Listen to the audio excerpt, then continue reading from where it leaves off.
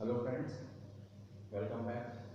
So, as of now, we studied chapter number 3. ठीक है ना, in 9th class, we have studied chapter number 3. Now, I am going to start a new topic and very interesting topic, that is chapter number 6, lines and angles. ठीक है ना, एक बहुत अच्छा topic हम पढ़ने जा रहे हैं, lines and angle, chapter number 6. काफ़ी इंटरेस्टिंग पार्ट है.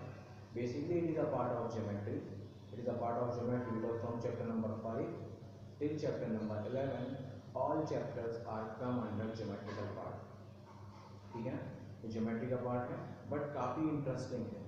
हम talk about chapter number 5, 6, 7, 8, 9, 10 and 11 which is the most interesting topic. So this is the 6th chapter is the most interesting one. ठीक है, तो हम स्टार्ट कर रहे हैं चैप्टर नंबर 6. ठीक है, chapter number 6, lines and angles. ठीक, पहले हम जितने भी बेसिक्स रूल्स हैं, जितने भी बेसिक रूल्स हैं इसके रिगार्डिंग वो हम सारे देखते हैं कि क्या लाइन्स कहलाती हैं, कैसे एंगल्स की बात हो रही है. ठीक है ना, डिफरेंट कैसे एंगल्स फॉर्म हो रहे हैं, पैरेलल लाइन का कंसेप्ट क्या है, पैरेलल लाइन से जितने भी एंगल्स फॉर्म होते हैं उनका कंसेप्ट क्या है. ठीक है, तो वो सारी चीज़ हम बेसिकली यहाँ पे देखते हैं. And then after we come to theorem and exercise part as well as some few very important examples also. ठीक है, देखो सबसे पहले मैं बात करूँ तो it is on page number 89 of your NCERT. ठीक है, आपकी एनसीईआरटी के 89 पेज पे है lines and angles. Now come to 90 page number 90, basic terms and definition. ठीक है ना, बेसिक टर्म्स एंड डेफिनेशन की अगर बात करें तो सबसे पहले उसमें एक टॉपिक आता है रे.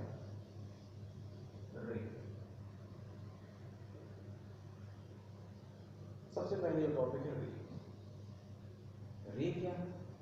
रे बेसिकली एक लाइन है. फिर आप एक बोलोगे सर सबसे पहले रे से ही पहले अगर हम स्टार्ट करें तो हम बात करते हैं रे से पहले अगर हम बात करें तो पहले हम बात करते हैं लाइन की. लाइन की बात करें, ठीक है, लाइन की अगर हम बात करते हैं तो व्हाट इज लाइन. ठीक है, अ line is something that can be drawn on a two-dimensional or three-dimensional or single-dimensional plane. ठीक है, लाइन एक चीज़ है जिसको आप ड्रॉ करते हो किसी भी प्लेन पे. ठीक है ना, line can be drawn on any plane but line does not have starting and ending point. एक लाइन है जिसको आप कहीं से भी ड्रॉ कर सकते हो. एक लाइन को आप कैसे भी ड्रॉ कर सकते हो. लेकिन एक सिंपल लाइन की बात करूं तो एक सिंपल लाइन का ना आपको स्टार्टिंग पॉइंट पता है ना एंडिंग पॉइंट पता है. It means it can be produce at the both direction indefinitely या it can be produce in both the direction infinitely. एक लाइन, ठीक है ना, आप लाइन जो है एक चीज़ है जिसको आप ड्रॉ कर रहे हो लेकिन उसके आपको उसके एंड पॉइंट्स नहीं पता होंगे. उसको दोनों डायरेक्शन में आप जितना चाहो उतना स्ट्रेच कर सकते हो, उतना बढ़ा सकते हो. ठीक है, क्लियर. तो फिर लाइन सेगमेंट क्या है? लाइन तो बात हो गई. Then what is line segment?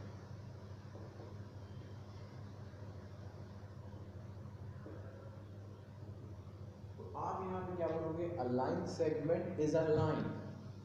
A line segment is a line whose end points are known.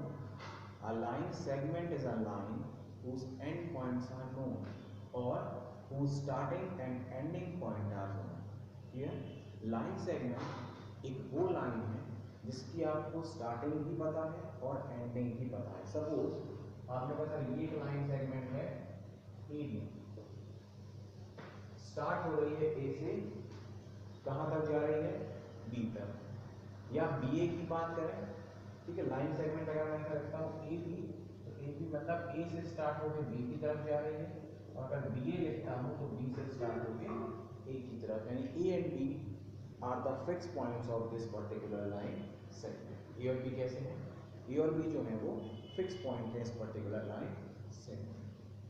Clear? ये स्टार्टिंग है तो ये एंडिंग, और अगर ये स्टार्ट स्टार्टिंग है तो ये एंडिंग होगी, ठीक है। नाउ अब हम बात करते हैं थर्ड पार्ट की, दैट इज रे।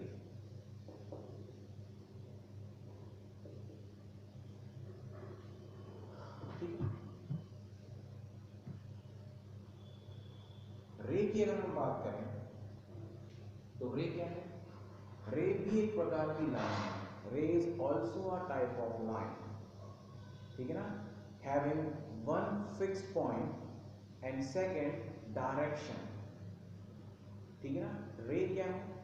एक लाइन है जिसका एक स्टार्टिंग फिक्स पॉइंट होता है और वो इंडिकेट करती है किस तरफ जा रही है बाय एरो। रे क्या है? एक एरो से इंडिकेट करती है कि वो किस डायरेक्शन में मूव कर रही है। फॉर एग्जाम्पल अगर मैं ऐसा लिखता, सपोज ये है रे का, this is basically denotation sign of ray. Suppose आपने कहा, आपने ऐसा लिखा ए बी इज अ रे। ए बी क्या है? रे है। ए स्टार्टिंग पॉइंट और किसकी तरफ पॉइंट कर रहे हैं? ये एरो किस तरफ है? बी की तरफ। तो जिस तरफ एरो पॉइंट करता है रे उस तरफ एक्सटेंड करती है। इसका मतलब इसको कैसे पढ़ोगे आप? ए B is a ray having starting point A and it is pointing towards B. A B is a ray having starting point A and it is pointing towards B. किसकी तरफ पॉइंट कर रही है? एरो जिस तरफ point कर रहा है it is pointing towards B. Suppose अगर मैंने बी ए लिख दिया like this again, so B A is a ray, again B A is a ray starting from point B and pointing towards A। B A भी एक रे है जो B से स्टार्ट हो रही है और किस तरफ पॉइंट कर रही है? A की तरफ पॉइंट कर रही है। क्लियर? नेक्स्ट इज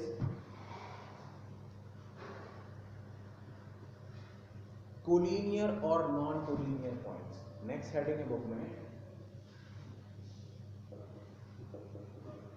कोलिनियर और non collinear points.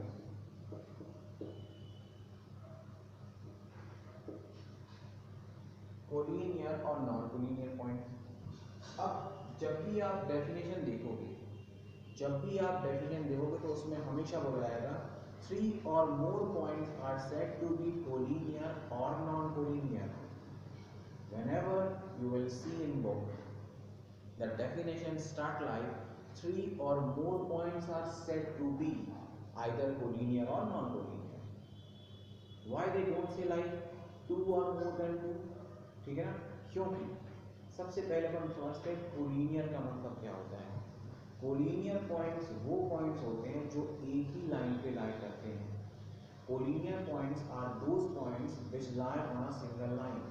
Single line पे या एक ही लाइन पे लाई करने वाले पॉइंट्स को हम कोलिनियर कहते हैं, और वो पॉइंट्स जो एक लाइन पे लाई नहीं करते हैं उसे हम कहते हैं नॉन कोलिनियर पॉइंट्स। ठीक है ना? वो सारे पॉइंट जो एक लाइन पे लाई नहीं करते हैं उन्हें हम बोलते हैं कोलिनियर पॉइंट। जैसे अगर मैं कोलिनियर की बात करूं, suppose let A B and C are 3 points. तो अगर मैं कोलिनियर की बात करता हूं, ये ऐसा होना चाहिए ए बी सी, ठीक है। और अगर नॉन कोलिनियर की बात करें तो कुछ ऐसा हो सकता है,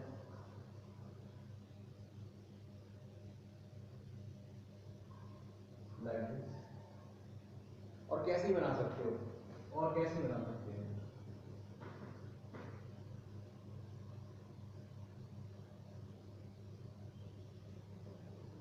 बना सकते हैं, ठीक है, और भी बना सकते हैं इस तरीके से, ठीक है।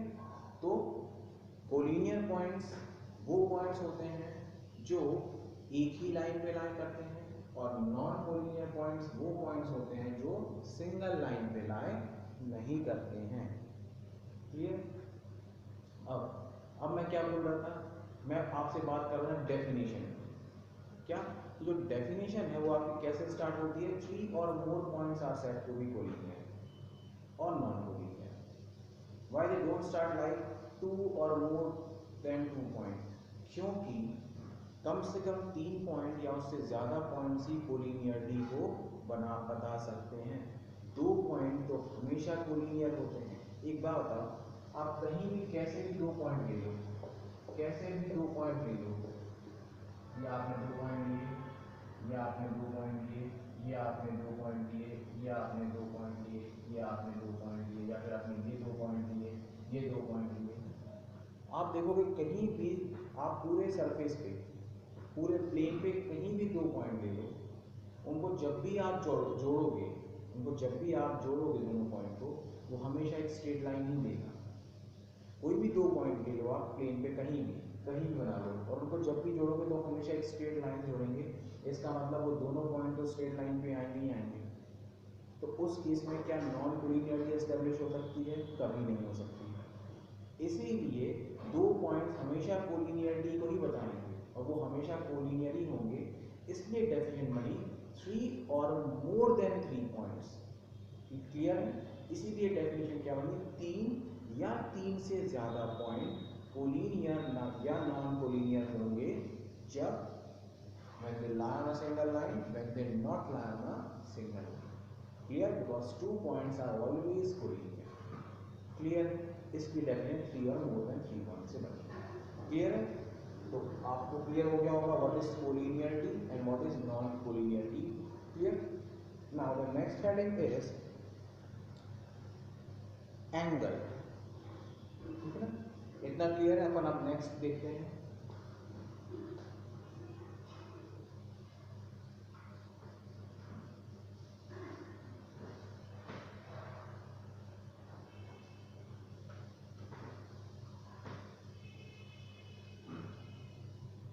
ठीक है, अब हम बात करते हैं next is angle, arms, vertex. ठीक है, नेक्स्ट क्या क्या है? एंगल है, आर्म्स है, वर्टेक्स है। ठीक है, एंगल, आर्म्स और वर्टेक्स।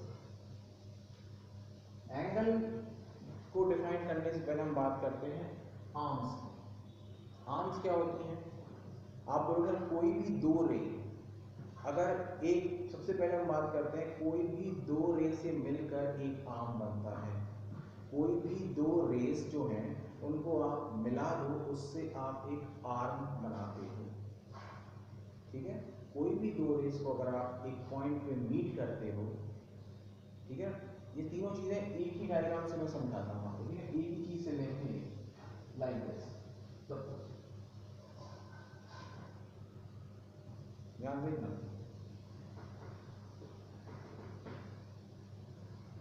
रे ओ ए, रे ओ बी। तो ये रे ओ ए और रे ओ बी जो है ये क्या है? आर्म्स है। ठीक है ना? ये जो है ये क्या है? ये है आपके आर्म्स। रे ओ ए, रे ओ बी जो है वो दोनों क्या है? आर्म्स। किसके आर्म्स? एंगल के आर्म्स।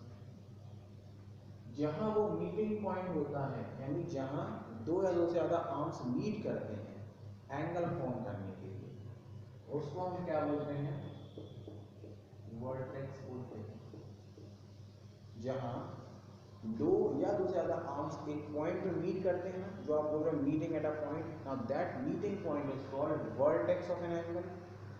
आर्म्स क्या है? रेज हैं।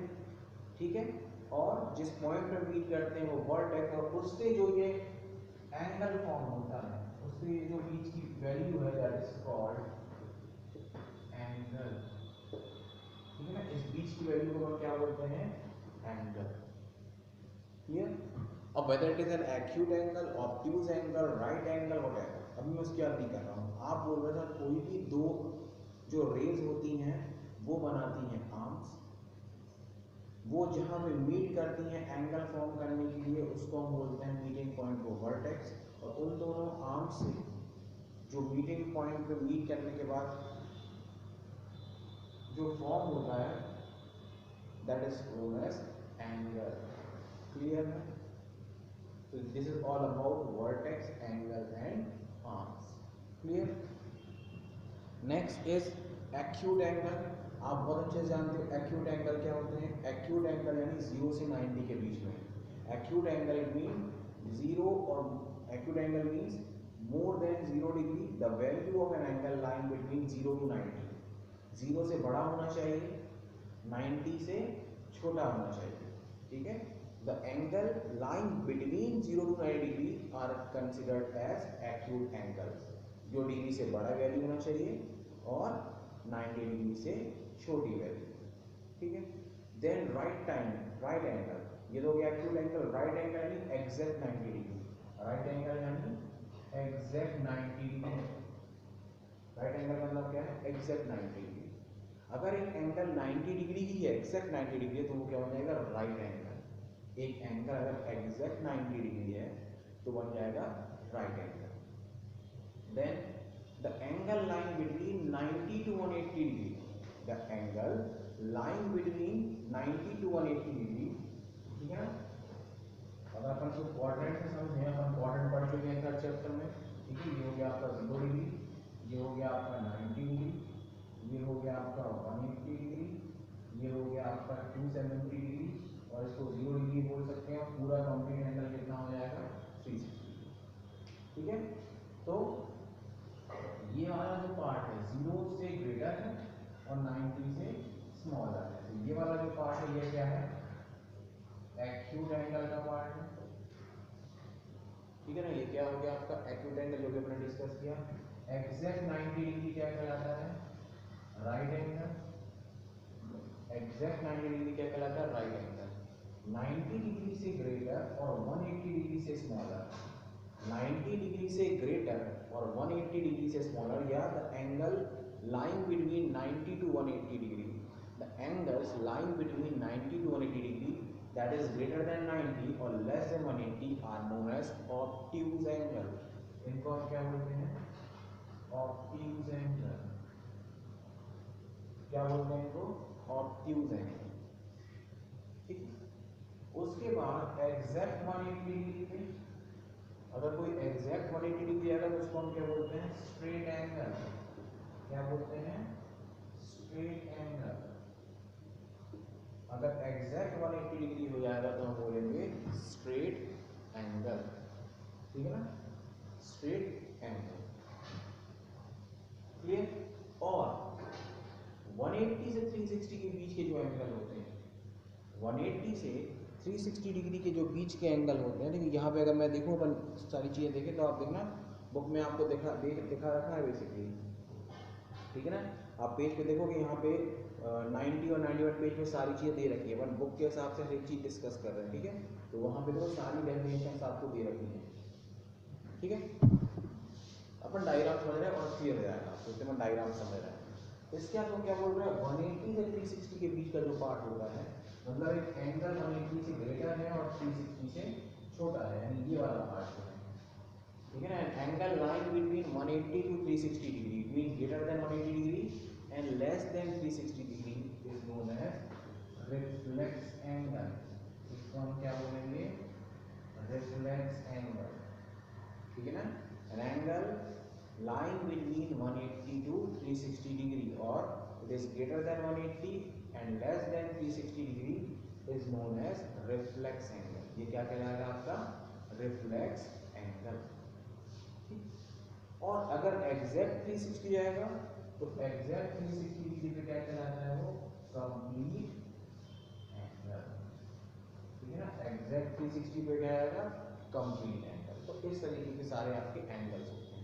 आगे अपन क्या बोलते हैं? 0 से 90 के बीच में acute angle, exact 90 right angle, 90 to 180 के बीच में obtuse angle, exact 180 straight angle, 180 से 360 के बीच में रिफ्लेक्स एंगल और exact 360 complete angle, clear. This is all about different angles, ठीक है, as per this chapter, clear, ठीक है ना। इसके बाद अगर हम बात करते हैं तो सबसे पहले हमारे आते हैं एडजेसेंट एंगल्स, ठीक है ना। ये हमारे ऊपर बेसिकली एंगल्स की बात करें हम। अब हम बात करते हैं एडजेसेंट एंगल्स। देखो इसको हम देखते हैं।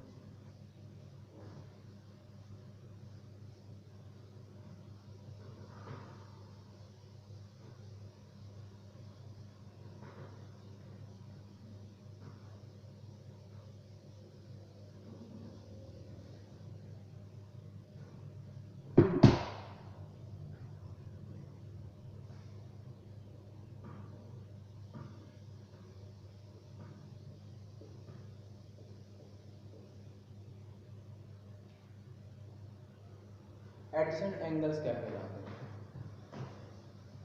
तो आप कहोगे एडजेसेंट एंगल्स, जैसे सपोज फॉर एग्जांपल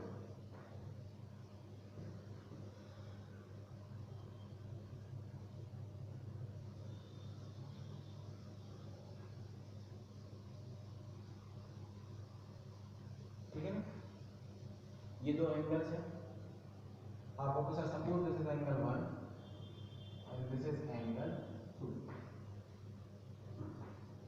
ठीक है ना, suppose this is A B C D, ये रे AC है, ये रे BD है और ये लाइन सेगमेंट DD है, यानी रे AC और BD मीट कर रहे हैं कहाँ से? लाइन सेगमेंट AB पे। Now in this case angle 1 and angle 2 are adjacent angles। 1 और 2 कैसे हैं? एडजेसेंट एंगल्स हैं। 1 और 2 कैसे हैं?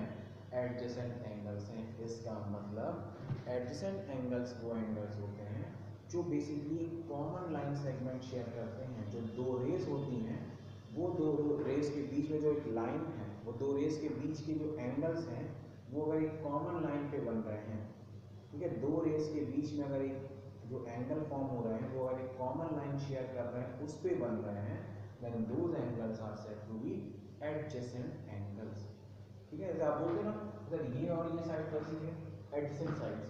ये और ये कैसे कहलाती हैं? ऑपोजिट साइड्स कहलाती है। बट ये और ये कैसे कहलाएंगी? Adjacent sides. Adjacent sides, adjacent sides and these sides are, suppose अगर ये साइड है फॉर एग्जांपल, अगर सपोज ये साइड में अपन एक सिंपल क्वाड्रिलेटरल बना दें, तो आप अगर ये और ये ऑपोजिट साइड्स हैं, ये और ये ऑपोजिट साइड्स हैं, लेकिन ये कैसी हैं? Adjacent sides. ये कैसी हैं? Adjacent sides.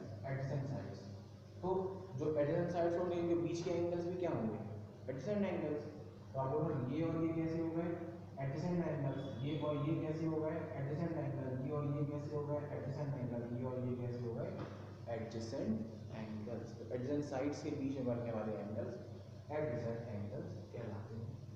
Adjacent sides, adjacent sides. Suppose if it is a side. Clear? These are adjacent angles. Clear? Second is linear pair of angles. Second क्या है? Linear pair of angles. देखो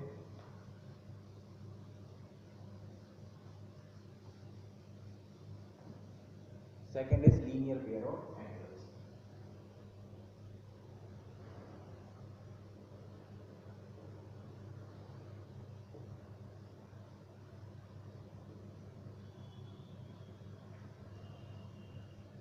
linear pair कैसे है? Suppose एक line segment है आपके पास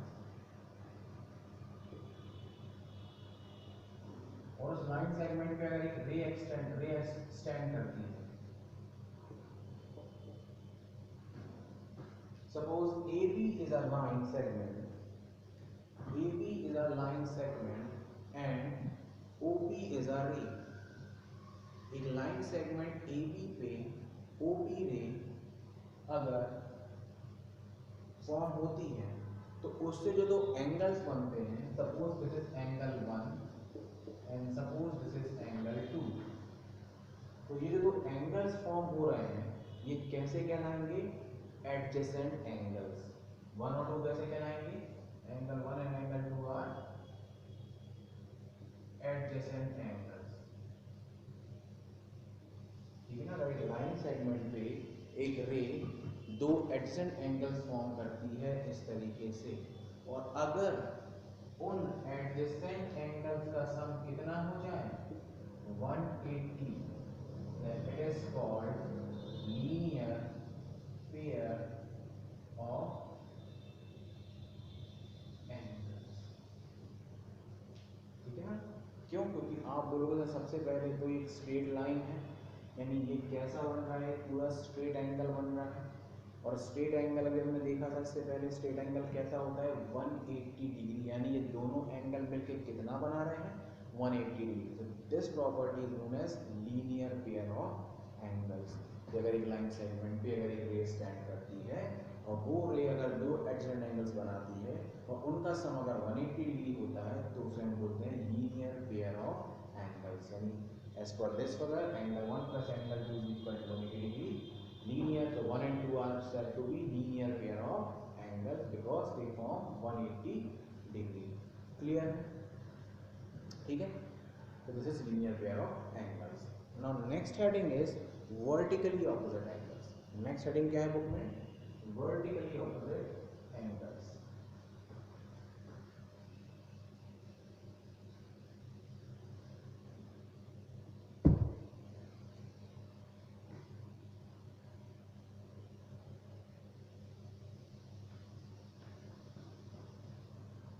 Vertically opposite angles. Vertically opposite angles की अगर हम बात करते हैं तो vertically opposite angles क्या है, कब फॉर्म होते हैं? आप बोलोगे सर सबसे पहले vertically opposite angles बनाने के लिए सबसे इम्पोर्टेंट चीज है two straight lines having intersecting nature or two lines have to be intersect at a common point. ठीक है ना? क्या बोल रहा है वो, वर्टिकली ऑपोजिट एंगल्स बनाने के लिए सबसे जरूरी है कि दो लाइंस जो हैं वो कैसी होना चाहिए, इंटरसेक्टिंग लाइंस होना चाहिए या उनका इंटरसेक्टिंग नेचर होना चाहिए, यानी वो एक कॉमन पॉइंट पे क्या करें, इंटरसेक्ट करें, लाइक दिस. ठीक है ना? Suppose it is A B C D.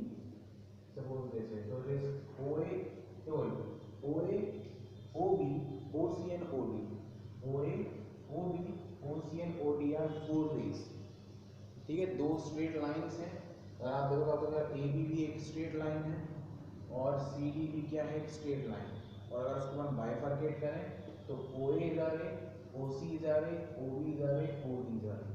तो आप क्या बोलोगे कि अगर ये दो स्ट्रेट लाइंस हैं और वो चार रे है एक कॉमन पॉइंट O पे इंटरसेक्ट कर रही हैं, तो अपन कह सकते हैं एंगल 1 एंड एंगल 2. और अगर अपन इसको एंगल 3 बोलें, ये क्या होगा एंगल 4. तो angle 1 is equal to angle 2 and angle 3 is equal to angle 4, vertically opposite angles. देखो अब मैं इस चैप्टर को जब पढ़ाऊंगा या क्वेश्चन करेंगे तो स्पेस बचाने के लिए, टाइम बचाने के लिए मैं हर बार शॉर्ट फॉर्म यूज़ करूँगा.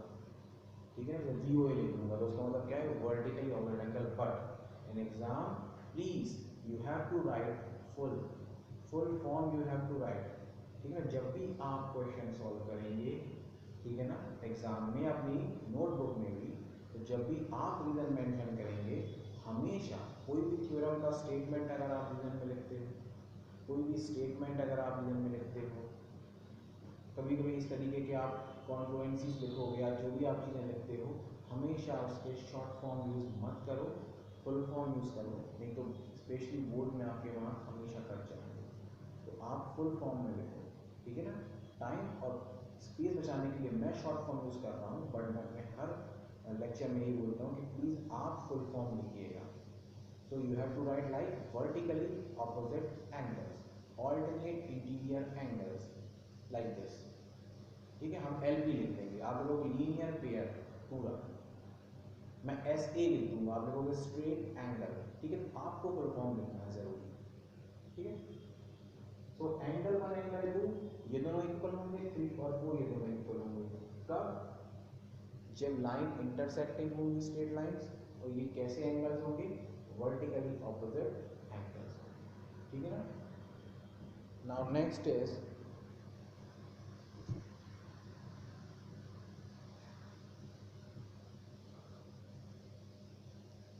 ठीक है, अब इसके बाद अपन स्ट्रेट लाइंस पढ़ लेते हैं. थोड़ा सा स्ट्रेट लाइन का पैरेलल लाइंस का कंसेप्ट पढ़ लेते हैं, और पैरेलल लाइंस के कंसेप्ट के पढ़ने के बाद फिर अपन सीधे स्टार्ट करते हैं थ्योरम से. ठीक है ना? देखो क्या,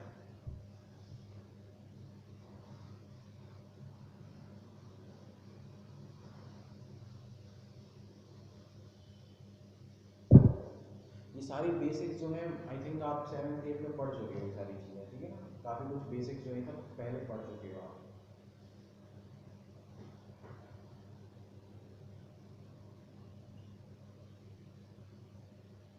concept of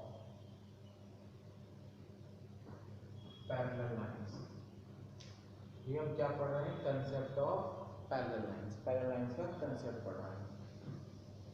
suppose two parallel lines are there,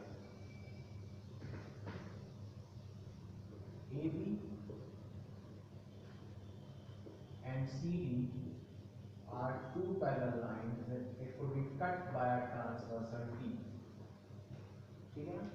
अगर A और B, AB जो है और CD जो है वो दो पैरेलल लाइंस हैं, ये क्या साइन बन रहा है, AB पैरेलल CD, ये क्या साइन है, इसका AB पैरेलल CD, जो AB है वो CD के क्या है, पैरेलल है। और अगर वो एक ट्रांसवर्सल लाइन T उसे कट कर रही है, तो हम यहाँ पे देखेंगे कि कौन कौन से डिफरेंट एंगल्स यहाँ पे फॉर्म होंगे, ठीक है। देखो सपोज अगर मैं नाम दे दूँ आप लोगों ने, सपोज एंगल 1 है, इसको एंगल 2 बोल दें, ठीक है, इसको एंगल 3 बोल दें, इसको एंगल 4 बोल दें, एंगल 5, एंगल 6, एंगल 7, एंगल, ये हमने सारी नॉर्मल मार्किंग कर दी, 1 2 3 4 5 6 7 8, इस तरीके से हमने मार्किंग कर दी। आप कैसे भी कर सकते हो, ठीक है। सबसे पहले हम बात करते हैं इसमें, सबसे पहले आप बात करोगे इसमें वर्टिकली ऑपोजिट एंगल्स।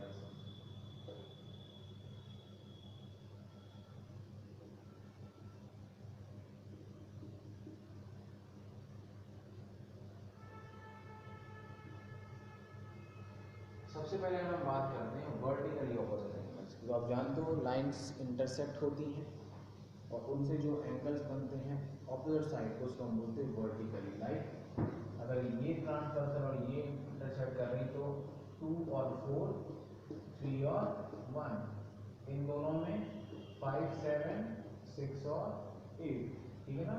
2 4 ये लाइन हो गई, 2 4 3 1, और ये लाइन में 5 6 7 6 और 8। तो वर्टिकल ऑपोजिट एंगल्स क्या होगा यहाँ पे, angle 1, angle 3, angle 2, angle 4, angle 5, angle 7, angle 6, angle 8। ये हो गया आपके वर्टिकली ऑपोजिट एंगल 1 3 2 4 5 7 6 8, ठीक है, एज पर फिगर। सेकेंड हम बात करते हैं यहाँ पे, ध्यान देना, करस्पॉन्डिंग एंगल्स, करस्पॉन्डिंग एंगल्स। मैं इनके शॉर्ट फॉर्म में लिख दे रहा हूँ, जो मैं यूज करूँगा क्वेश्चन में, तो आपको दिक्कत नहीं होगी। इस तरीके से करस्पॉन्डिंग एंगल्स को मैं क्या लिख दूंगा, C डॉट A, ठीक है। करस्पॉन्डिंग एंगल्स को क्या लिख देंगे, CA, CA यानी corresponding angle, short form use करने के लिए, ठीक है। अब देखो करस्पॉन्डिंग एंगल्स होते क्या हैं, डिफाइन कैसे करें, ठीक है ना। अब जो मैं डेफिनेशन बोल रहा हूँ सीधा ध्यान सुनना। Corresponding angles are those angles, या those angles are said to be corresponding angles if they form on the same side of transversal of parallel lines। corresponding angles वो angles होते हैं जो ट्रांसवर्सल के सेम साइड में form होते हैं, ठीक है ना। किस तरीके से आप बोलोगे, चलिए ये पैरेलल लाइन है, ये ट्रांसवर्सल है, तो करस्पॉन्डिंग एंगल क्या होंगे, दिस 1 एंड दिस 6, ये 1 और 6, ये कैसे होंगे। अगर इसको मैं अलग से बनाऊँ तो आप लोग ये अगर हम ये एंगल और ये एंगल करस्पॉन्डिंग होंगे, ठीक है ना। मैंने क्या बोला, angle transform on the same side of transversal of parallel lines, तो ये सेम साइड इस तरीके से होगा। और अगर ये वाला एंगल लेते हो तो फिर आप ये वाला एंगल, ये भी कैसे है, करस्पॉन्डिंग एंगल, ठीक है ना। सिमिलरली ये एंगल और ये एंगल कैसे हैं, करस्पॉन्डिंग एंगल, और अगर आप ये वाला लेते हो तो ये वाला एंगल होगा आपके करस्पॉन्डिंग एंगल्स, ठीक है। तो सेम साइड पर जो एंगल्स बन रहे हैं पैरेलल लाइंस के, उनको हम बोलते हैं करस्पॉन्डिंग एंगल। इन फिगर के हिसाब से एंगल 1 एंगल 6 करस्पॉन्डिंग एंगल, 4 और 7 करस्पॉन्डिंग एंगल, 2 और 5 करस्पॉन्डिंग एंगल्स, 3 और 8 करस्पॉन्डिंग एंगल्स। यहाँ पे आएगा आपका angle 1 is equal to angle 6, ठीक है ना। एंगल 1 और एंगल 6, एंगल 4 एंगल 7, ठीक है, 1647, एंगल 2 एंगल 5 और एंगल 3 एंगल 8, ये सब क्या है करस्पॉन्डिंग एंगल्स। कैसे हैं आपके करस्पॉन्डिंग एंगल्स, क्लियर है, ठीक है ना। फिर हम बात करते हैं third is alternate angles. Alternate angles ये भी दो तरीके से डिवाइड होते हैं। ऑल्टरनेट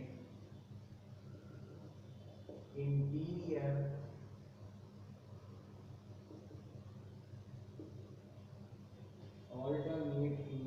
एंगल्स, ठीक है ना, और alternate exterior angles. Alternate interior angles और ऑल्टरनेट एक्सटीरियर एंगल्स, ठीक है ना। ऑल्टरनेट एंगल्स दो पार्ट में डिवाइड होते हैं, alternate interior angles as well as alternate exterior angles. सबसे पहली चीज व्हाट आर ऑल्टरनेट एंगल्स। सबसे पहले हम ये डिस्कस करते हैं कि ऑल्टरनेट एंगल जो है वो क्या कहलाते हैं, ठीक है। देखो ऑल्टरनेट एंगल्स जो है, जब दो पैरेलल लाइंस आपस में एक ट्रांसवर्सल से इंटरसेक्ट करती हैं, तो जो दोनों पैरेलल लाइंस के अंदर बन रहे हैं ऑल्टरनेट वे में, जो दोनों पैरेलल लाइंस के अंदर बनते हैं एंगल्स ऑल्टरनेट वे में, उसको हम बोलते हैं ऑल्टरनेट इंटीरियर एंगल्स। और जो पैरेलल लाइंस के बाहर बनते हैं ऑल्टरनेट वे में, उसे हम बोलते हैं ऑल्टरनेट एक्सटीरियर एंगल्स, ठीक है ना। दो पैरेलल लाइंस के अंदर जो एंगल फॉर्म होते हैं ऑल्टरनेट वे में, उसको हम बोलते हैं ऑल्टरनेट इंटीरियर एंगल्स।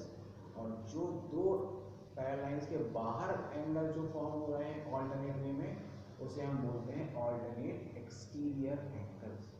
कैसे आपको पता है ऑल्टरनेट मतलब अगर ये लाइन है तो ऑल्टरनेट क्या होगा, एक इधर तो एक इधर, एक इधर तो एक इधर, ठीक है ना। इस तरीके से ये है ऑल्टरनेट, ठीक है ना, डायगोनली वाइज, इस पॉइंट से इस पॉइंट पे और फिर इस पॉइंट से इस पॉइंट पे।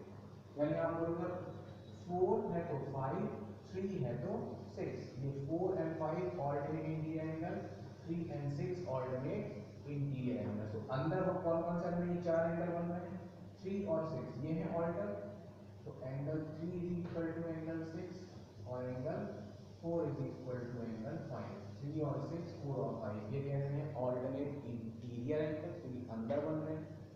और फिर आप बोलोगे ये 1 है, ये कौन सा है 8, 2 है तो 7, ठीक है ना। 1 है तो 8 बाहर की तरफ, 2 है तो 7 बाहर की तरफ।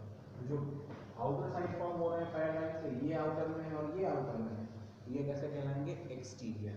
यानी 2 एंगल 1 की बात करें तो 1 के साथ 8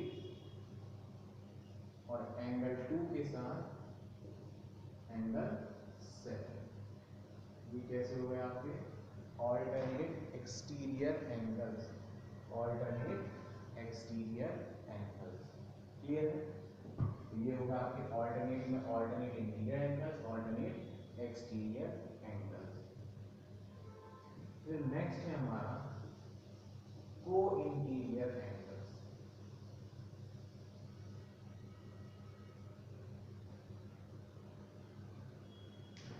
को interior angles,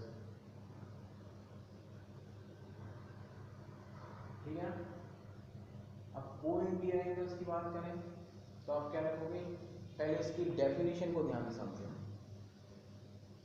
angles which form on the same side of transversal inside the parallel lines. Angles which form on the same side of transversal inside the parallel lines, if their sum is 180 degree, then those angles are said to be co-interior angles, ठीक है। वो सारे angles जो transversal के same side बनते हैं parallel lines के अंदर, ट्रांसवर्सल के सेम साइड में लेकिन पैरेलल लाइंस के अंदर, और अगर उनका सम आपस में 180 डिग्री होता है तो वो एंगल को इंटीरियर एंगल्स कहलाते हैं। वो एंगल्स जो ट्रांसवर्सल के सेम साइड पे बनते हैं, पैरेलल लाइंस के अंदर बनेंगे, और अगर उनका सम 180 डिग्री है तो वो को इंटीरियर एंगल्स कहलाते हैं। जैसे आप बोलोगे हम सेम साइड, तो ये पूरे पार्ट हो गया या ये पूरा पार्ट, पैरेलल लाइंस के अंदर, सेम साइड में 4 और 6 है, पैरेलल लाइंस के अंदर भी है, सेम साइड में 3 और 5 है, पैरेलल लाइंस के अंदर भी है। तो अगर अपन ऐसा बोले कि एंगल 4 प्लस एंगल 6 180 डिग्री और एंगल 3 प्लस एंगल 5 180 डिग्री, तो ये कैसे कहलाएंगे? को इंटीरियर एंगल्स। देखिए definition, angles are on the same side of transversal inside the parallel lines, and if their sum is of 180 degree, then those angles are said to be co-interior angles. Clear? ये हो गया आपका fourth part. फिर इसमें अगर मैं बात करूं लीनियर पेयर की,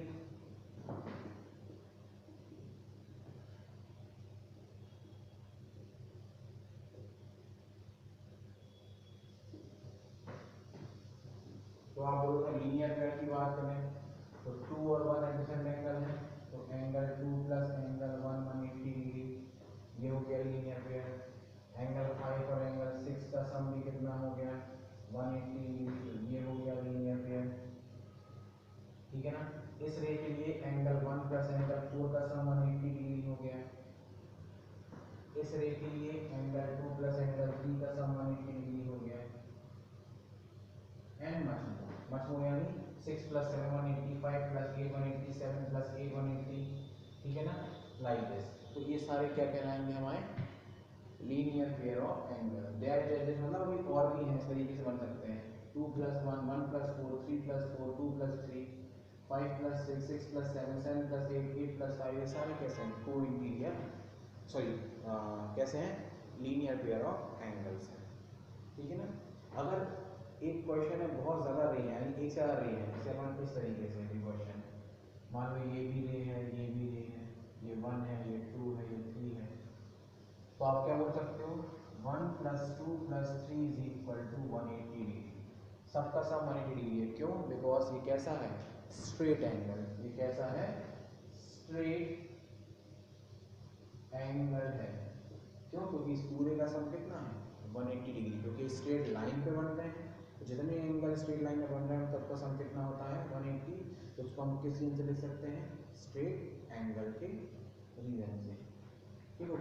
इस रे के लिए ये दोनों एडजेसेंट एंगल है, इसके लिए ये दोनों एडजेसेंट एंगल, तो आप बोलोगे ये दोनों लीनियर, ये दोनों लीनियर, उससे बेटर क्या? मैं इकट्ठा अगर हमें लिखना है तो क्या बोलते हैं? पोल 1 2 3 as straight 1 2 3 are straight angle, so their sum is of 180। All these are the basics of this chapter. तो अभी तक हम क्या देख चुके हैं? पूरा बेसिक देख चुके हैं चैप्टर का, जितना भी बेसिक है। सारी डेफिनेशंस देख ली हमने, सारी कंडीशन देख ली, किस कंडीशन में कैसे फॉर्म होता है, किस कंडीशन में कैसी चीज़ें बनती हैं, क्या क्या रूल्स हैं, कैसे कैसे एंगल्स हैं। ठीक है ना? तो this is all about the basics of this chapter. ठीक है ना? इसके बाद हमें थ्योरम स्टार्ट करने हैं, और इसके बाद बेसिकली हमें सारी चीज़ें स्टार्ट करनी है। क्लियर? तो नेक्स्ट वीडियो में अपन अब थ्योरम स्टार्ट करते हैं और फर्दर क्वेश्चंस देखते हैं। Thank you.